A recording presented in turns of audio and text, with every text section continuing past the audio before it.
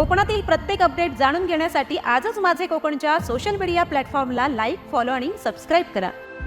रत्नागिरी जिल्ह्यातल्या खेडमधील लोटे MIDC मध्ये Lakshmi organic या कंपनीमध्ये प्रदेशात बॅन केलेले PFAS हे केमिकल तयार केले जाते। त्यापासून निर्माण होणाऱ्या सांडपाण्यामुळे पर्यावरणाचा मोठा ऱ्हास होतो। जगात बॅन असलेली कंपनी लोट्यात सुरू झाली आहे।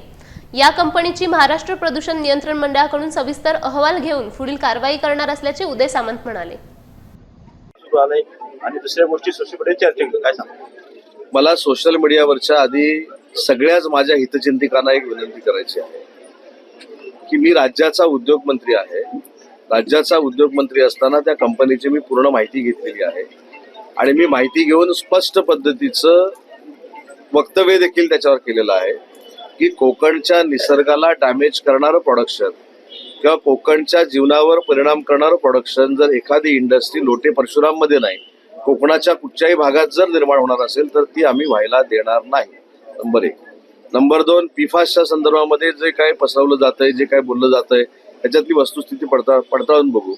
पण तिथे प्रोडक्शन जे सुरू आहे म्हणून सांगितलं जातं ते फ्लोरिनचं प्रोडक्शन सुरू आहे।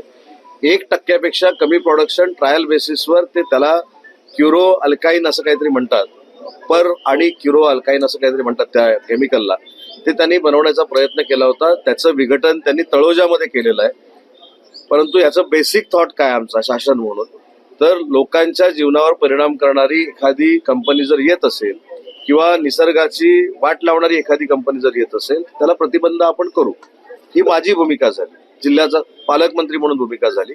पण याच्यामध्ये केंद्रीय प्रदूषण मंडळाची देखील भूमिका विचारावी लागणार आहे। महाराष्ट्र पोल्युशन बोर्डानं 4 ऑक्टोबरला त्यांना नोटीस दिलेली आहे। त्यांच्याकडनं समाधानकारक किंवा असमाधानकारक उत्तर देखील अजून आलेलं नाही। त्याच्यामुळं कालच मला पर्यावरण विभागाचे जे सदस्य सचिव आहेत, आपले जे कलेक्टर होते MD सिंग, ते व्हिजिट त्या कंपनीला करतायत। त्याच्यामुळं कोकणावर परिणाम करणारा प्रकल्प कुठच्याही परिस्थितीमध्ये आम्ही होऊ देणार नाही। ही जी भूमिका इथल्या नागरिकांची आहे ती पूर्ण आम्ही पडताळणी करू, तपासणी करू आणि त्याच्यातनं घातक जर काय असेल तर ते बॅन करू।